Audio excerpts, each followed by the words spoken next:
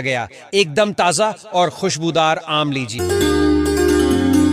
मीठा मीठा आम ऐसा जो मुंह में घुल जाए। बच्चे हो या बूढ़े, सबका पसंदीदा आम आ गया आपके घर के सामने। आइए खरीद कर ले जाइए।